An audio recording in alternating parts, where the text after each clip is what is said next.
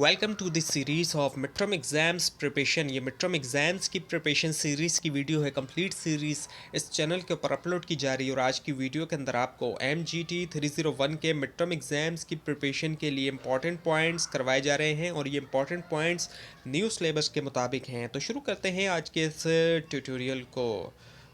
Introduction to marketing से start करते हैं। इसमें जो इम्पॉर्टेंट है उसको समझते हैं। Marketing and life. Marketing influence करती है तकरीबन तमाम जो एस्पेक्ट होते हैं हमारी रोज़मर्रा की ज़िंदगी से, और हम देखते हैं कि हमारा मार्केटिंग से सामना होता है, यानी कि जो मार्केटिंग से जुड़ी हुई चीज़ें उनसे हमारा सामना होता है। और इसमें प्रोडक्ट जो हम चूज़ करते हैं उससे लेकर सर्विसेज जो हम कंज्यूम करते हैं, और इससे जो है वो शेप दिया जाता है जो कंज्यूमर बिहेवियर, यानी कि कंज्यूमर बिहेवियर हम देखते हैं चेंज होता है किस किस तरह से होता है। वो एडवर्टाइजिंग के ज़रिए, एडवर्टाइज़ के ज़रिए देखते हैं कि लोग जो है वो चाहते हैं कि ये चीज़ ख़रीदें हम, तो बिहेवियर के अंदर एक चेंज देखने में आता है। और ब्रांडिंग की जाती है, ब्रांड्स जो है वो बनाई जाती हैं। और इसके अलावा प्रोमोशनल स्ट्रेटजीज़ मुख्तलिफ जो है वो प्रोमोशनल स्ट्रेटजीज़ का इस्तेमाल जो है वो किया जाता है। अंडरस्टैंड करना मार्केटिंग जो है वो पर्सनल लाइफ के अंदर, इसका मतलब ये कि रिकग्नाइज करना कि कैसे कंपनीज जो है वो क्रिएट करती हैं वैल्यू प्रोपोजिशंस जो कि अपील करती हैं हमारी नीड्स और डिज़ायर को। अब जैसे जब सेलेक्ट करते हैं हम स्मार्टफोन या कोई भी फ़ोन या कोई भी डिवाइस, जो डिजिटल डिवाइस है, तो मार्केटिंग कैंपेन हाईलाइट करती है, कुछ फीचर्स हाईलाइट करती है। जैसे कि कैमरा अगर उसमें लगा हुआ है तो उसके क्वालिटी को या फिर उसकी जो बैटरी लाइफ है, और उसी से हमारे जो डिसीजन मेकिंग प्रोसेस है उस पर असर पड़ता है कि हमें क्या लेना चाहिए, क्या बाय करना चाहिए। अब मार्केटिंग जो है वो इम्पैक्ट भी करती है लाइफ स्टाइल चॉइसेस भी। किस तरीके से ट्रेंड्स को प्रमोट करते हुए, अब लोग जो ट्रेंड चल रहा होता है, लोग चाहते हैं कि हम भी ट्रेंड के मुताबिक जो है वो चीज़ें जो है वो इस्तेमाल करें। इसके अलावा जो सस्टेनेबिलिटी होती है और जो कन्वीनियंस होता है, ये तमाम चीज़ें लोगों की पर्सनल चॉइस को असरअंदाज करती हैं।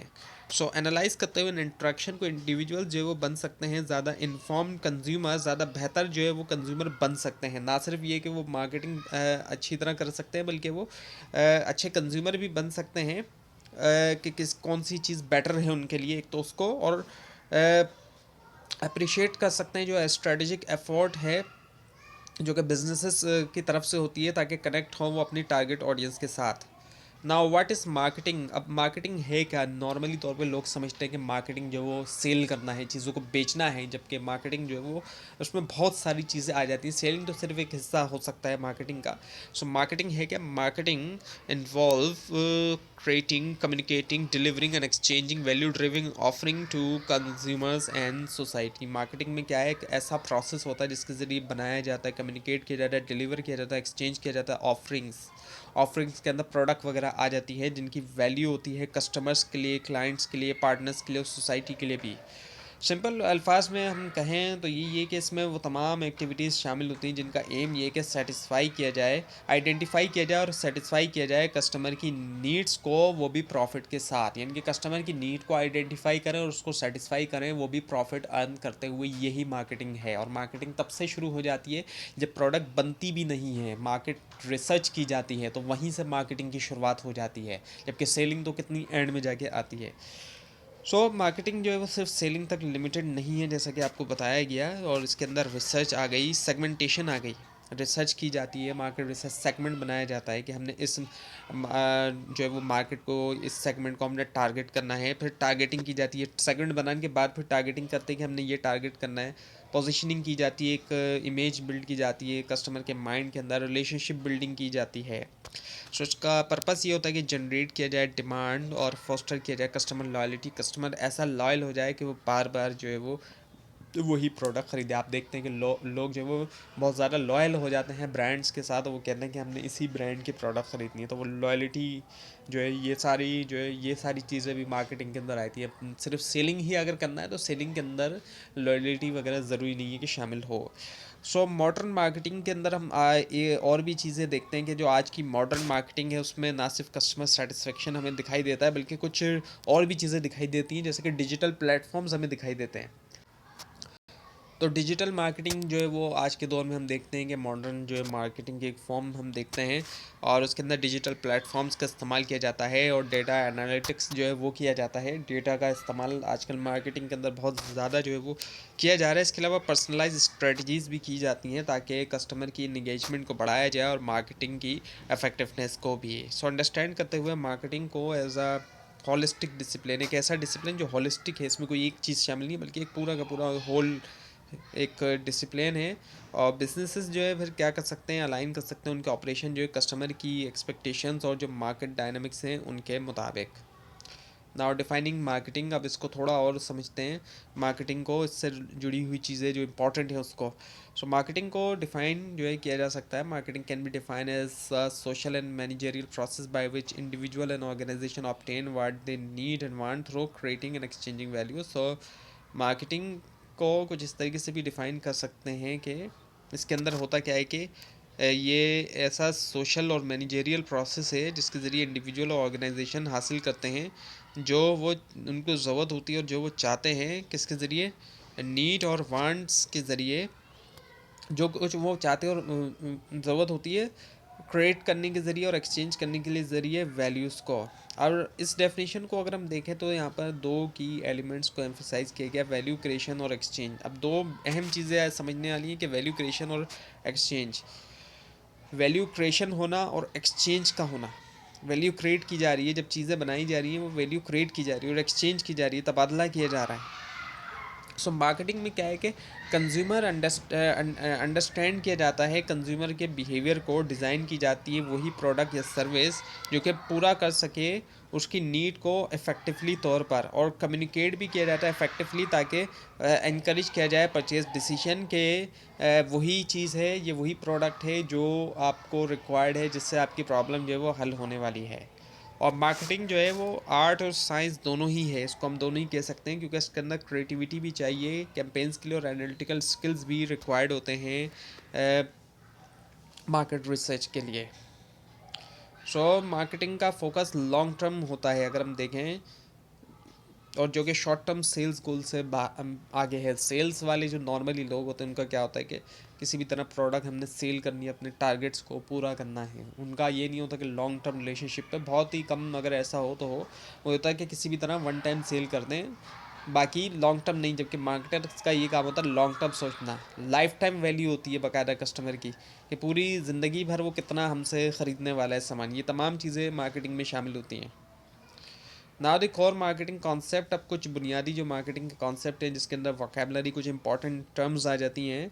सो मार्केटिंग के अंदर एसेंशियल टर्म्स हैं जो कि फाउंडेशन होती हैं, और जिसके अंदर मार्केट की टर्म आ जाती है, जिससे मुराद जो है वो set of actual and potential buyers हैं। एक सेट होता है जो एक्चुअल और पोटेंशियल बायर्स का सेट होता है, उसको मार्केट कहते हैं। जबकि सेगमेंटेशन में डिवाइड किया जाता है मार्केट को डिस्टिंक्ट ग्रुप्स के अंदर, और टारगेट के अंदर टारगेटिंग में क्या किया जाता है, सेलेक्ट कर लिया जाता है सेगमेंट के, जिस सेगमेंट को हम सर्व करेंगे, जहाँ पे हम अपनी प्रोडक्ट को हम टारगेट करेंगे, उस सेगमेंट को हम सेलेक्ट कर रहे होते हैं टारगेटिंग के अंदर। और दूसरा इंपॉर्टेंट कॉन्सेप्ट अगर हम देखें तो उसके अंदर हमारे पास एक तो ब्रांडिंग आ जाती है, जिसमें ब्रांड बनाया जाता है। ब्रांडिंग के अंदर क्या होता है कि आइडेंटिटी होती है प्रोडक्ट की, कि एक प्रोडक्ट दूसरे प्रोडक्ट से अलग है, और पोजीशनिंग के अंदर एक यूनिक इमेज बनाई जाती है प्रोडक्ट के बारे में। और इसके अलावा कुछ और टर्म्स भी आ जाती हैं, जैसे कि प्रोपोजिशन है, कस्टमर लाइफ टाइम वैल्यू, और जो रिटर्न ऑन मार्केटिंग इन्वेस्टमेंट है। अब marketing as a demand management and demand situation की हम बात करते हैं। सब मार्केटिंग जो वो प्ले करती है क्रिटिकल रोल जो है मैनेज करने में, डिमांड इन्फ्लुएंस करते हुए कंज्यूमर प्रेफरेंस और परचेजिंग बिहेवियर। डिमांड मैनेजमेंट में स्टिमुलेट किया जाता है, मेंटेन किया जाता है, रिड्यूस किया जाता है डिमांड, जो कि बेस करती है ऑर्गेनाइजेशनल गोल पे। जैसे कि पीक सीज़न के दरमियान कंपनीज जो है वो क्या करती है, यूज़ करती है प्राइसिंग स्ट्रेटजीज ताकि कंट्रोल करे एक्सेसिव डिमांड, यानी कि जब ज़्यादा डिमांड होती है पीक सीज़न पे, क्या होता है कि ज़्यादा ज़रूरत से ज़्यादा डिमांड देखने में आ रही होती है। और फिर ऐसी सिचुएशन में डिमांड सिचुएशन में क्या होता है कि नेगेटिव डिमांड होती है।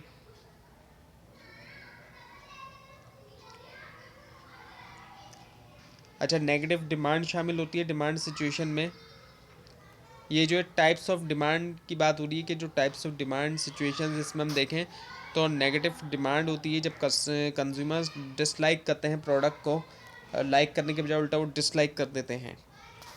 और नो डिमांड होती है यानी कि उनका इंटरेस्ट ही नहीं है प्रोडक्ट के अंदर। इसके अलावा लेटेंट डिमांड होती है यानी कि अनरिकग्नाइज होती हैं नीड्स। इरेगुलर डिमांड होती है यानी कि फ्लक्चुएशन देखने में आती है, किसी सीज़न में ज़्यादा डिमांड है तो किसी में कम डिमांड है, ये देखने में आ रही होती है। सो इफेक्टिव मार्केटिंग स्ट्रेटजीज़ के ज़रिए हल किया जाता है इन सिचुएशन को, टारगेटेड कैंपेन्स के ज़रिए, प्रोडक्ट एडजस्टमेंट और जो प्रमोशनल टेक्टिक्स होते हैं ताकि अलाइन किया जाए डिमांड जो है सप्लाई के साथ। So marketing orientations and management की अब बात करते हैं। सो मार्केटिंग ओरिएंटेशन रिप्रेजेंट करता है फिलोसफीज जो कि गाइड करती हैं बिजनेस स्ट्रेटजीज़ को और प्रोडक्शन ओरिएंटेशन। अब आज का जो मार्केटिंग का कॉन्सेप्ट हम देखते हैं वो पहले के दौर में ऐसा नहीं होता था, ये कुछ इवॉल्व होके यहाँ तक पहुँचा है। पहले के दौर में प्रोडक्शन कॉन्सेप्ट होता था। अगर हम देखते हैं हिस्ट्री, अगर हम देखें मार्केटिंग की, अगर हम हिस्ट्री देखें, और ये कई सारी बुक्स में आपको यही चीज़ दिखाई देगी। कुछ आगे पीछे तो चीज़ें हो सकती हैं थोड़ी बहुत, लेकिन यही चीज़ आपको दिखाई देगी कि पहले प्रोडक्शन कॉन्सेप्ट आया जिसमें फोकस था एफिशिएंसी और अफोर्डेबिलिटी के ऊपर, यानी कि ज़्यादा से ज़्यादा चीज़ें जो है वो प्रोडक्ट प्रोड्यूस करने के ऊपर फोकस था प्रोड्यूसर्स का, यानी कि फैक्ट्रीज वगैरह का।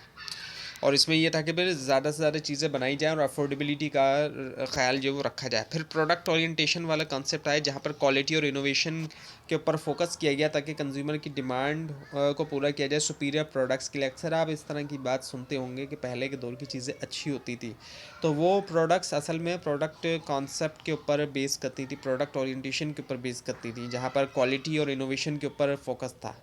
फिर सेलिंग कॉन्सेप्ट आया, सेलिंग ओरिएंटेशन, जो इसको हम मार्केटिंग समझते हैं आज के दौर में, जो कि असल में मार्केटिंग नहीं है, उसका एक छोटा सा हिस्सा तो हम कह सकते हैं।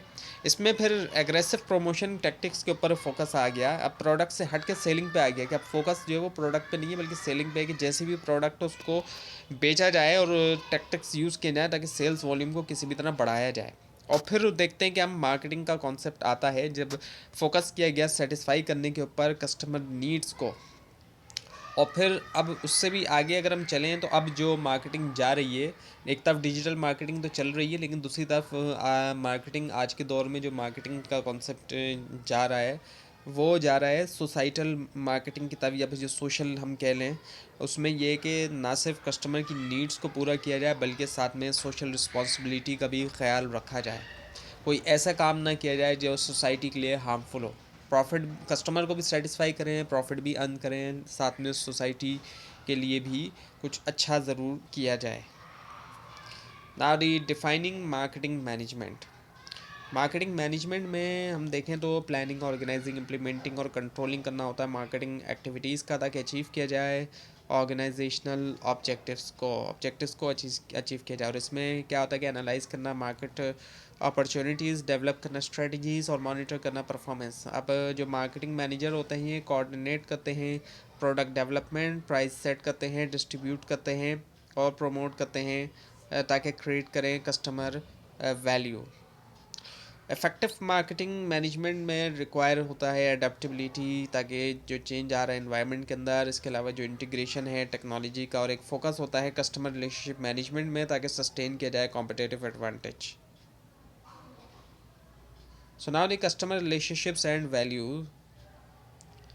कस्टमर रिलेशनशिप मैनेजमेंट, जिसको CRM कहा जाता है, इसका फोकस होता है बिल्ड करने के ऊपर और मेंटेन करने के ऊपर लॉन्ग टर्म कनेक्शंस जो है कस्टमर्स के साथ। और इसमें ये होता है कि पर्सनलाइज कम्युनिकेशन होती है, लॉयल्टी प्रोग्राम्स होते हैं, आफ्टर सेल्स सपोर्ट होती है ताकि इन्हेंस किया जाए कस्टमर सेटिस्फैक्शन। और कैप्चरिंग कस्टमर वैल्यू की अगर हम बात करें, इसका मतलब है डिलीवर किया जाए सुपीरियर एक्सपीरियंसेस, यानी कि कस्टमर का जो एक्सपीरियंस है वो बहुत अच्छा रहे और जो कि जस्टिफाई भी करे प्राइस को भी, और उससे रिपीट परचेजेस हो, यानी कि बार बार जो है वो कस्टमर परचेज़ करे। बिजनेसेस जो है वो मेजर करते हैं वैल्यू को किस तरह मेजर करते हैं मैट्रिक्स के ज़रिए, जैसे कि कस्टमर की जो लाइफ टाइम वैल्यू, कि कस्टमर की लाइफ टाइम वैल्यू कितनी है, हर कस्टमर की लाइफ टाइम वैल्यू होती है। इसके अलावा जो रिटेंशन रेट होता है। सो प्रायोरिटाइज करते हुए रिलेशनशिप को और वैल्यू क्रिएशन, कंपनीज जो है वो अचीव कर सकती हैं सस्टेनेबल ग्रोथ और जो कॉम्पिटिटिव डिफ्रेंसीशन होती है। Now the trends and marketing landscape. So marketing हम देखते हैं कि वो इवॉल्व हो रही है और टेक्नोलॉजिकल एडवांसमेंट हम देखते हैं, उससे कंज्यूमर बिहेवियर जो है वो शिफ्ट होता हुआ दिखाई दे रहा है। कि मार्केट की ट्रेंड्स की अगर हम बात करें तो आज के दौर में हम देखते हैं कि डिजिटल मार्केटिंग, जिसके अंदर डिजिटल मार्केटिंग सबसे अहम हम देखते हैं। इसके अलावा और भी दूसरी चीज़ें हमें देखने में आती हैं, जैसे कि इन्फ्लुएंसर पार्टनरशिप है और जो डेटा ड्रिवन पर्सनलाइजेशन है, और सोशल मीडिया प्लेटफॉर्म्स जो वो एसेंशियल हैं इंगेजमेंट के लिए भी, और जो ब्रांड इंगेजमेंट है, और जो ये चेंजिंग लैंडस्केप है, ये रिफ्लेक्ट भी करता है जो इंक्रीज एम्फेसिस है सस्टेनेबिलिटी के ऊपर। इसके अलावा जो एथिकल प्रैक्टिसेस हो गए वो, और जो एक्सपेरियंशियल मार्केटिंग हो गया है। सो कंपनीज़ को लाजमी तौर पे अडॉप्ट करना चाहिए जो लेवरेजिंग एनालिटिक्स है, एम्ब्रेस करते हुए जो omni चैनल स्ट्रेटजीज़ हैं, और फोस्टर करते हुए ट्रांसपेरेंसी, ताकि मेंटेन किया जाए रिलीवेंस जो है कॉम्पिटिटिव मार्केट्स में। Now the marketing environment. So marketing जो है उसको ऑपरेट किया जाता है एक डायनामिक इंट्रैक्शन के ज़रिए बिजनेसेस और इन्वायरमेंट्स जो होते हैं उनके दरमियान, और ये शुरू होता है अंडरस्टैंड करते हुए कंज्यूमर नीड। जैसे कि आपको बताया गया, मार्केटिंग की शुरुआत ही तभी होती है जब कस्टमर की नीड को अंडरस्टैंड किया जाता है, रिसर्च की जाती है, और उसके बाद फिर जो है वो डिज़ाइन किया जाता है ऑफरिंग्स, और कम्युनिकेट किया जाता है वैल्यू को।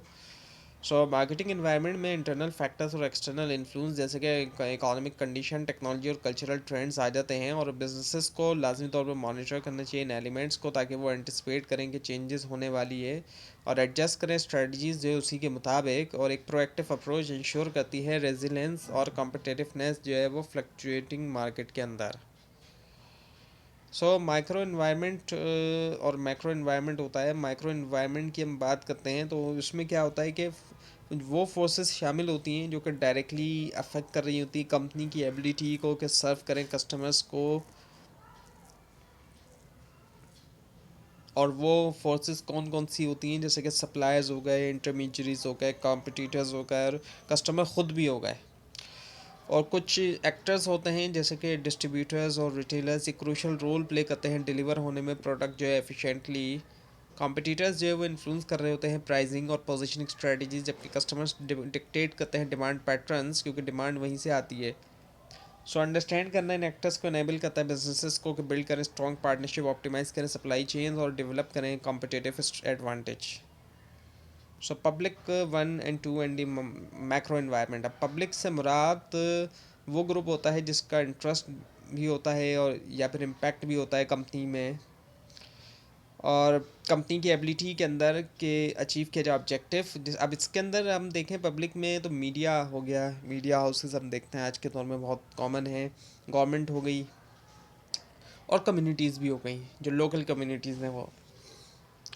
सो मैनेज करना रिलेशनशिप इन ग्रुप्स के साथ ये भी ज़रूरी होता है रेपुटेशन के लिए भी, और जो कंप्लाइंस है, लीगल कंप्लाइंस वगैरह, कानूनी तौर पे यानी कि काम किया जाए। सो मैक्रो इन्वायरमेंट के अंदर ब्रॉडर फैक्टर आ जाते हैं जो बड़े फैक्टर्स होते हैं, जैसे कि इकोनॉमिक ट्रेंड है। अब इकोनॉमी जिस तरफ जा रही है उसके मुताबिक देखा जाता है फिर चीज़ों को। टेक्नोलॉजी के अंदर जिस तरह इनोवेशन हो रहा है, डेवलपमेंट हो रही है, पॉलिटिक्स क्या चल रही है, गवर्नमेंट किस तरीके से चेंज हो रही है, या गवर्नमेंट सपोर्ट कर रही है नहीं सपोर्ट कर रही है बिज़नेस को, ये तमाम चीज़ें इसके अंदर आई थी। इसके अलावा और कल्चर भी आ जाता है। इन तमाम चीज़ों को सामने रखते हुए हमें पता चलता है कंज्यूमर के बिहेवियर का और जो मार्केट अपॉर्चुनिटीज़ होती हैं उसका। सो स्ट्रेटजिक अडेप्टेबिलिटी।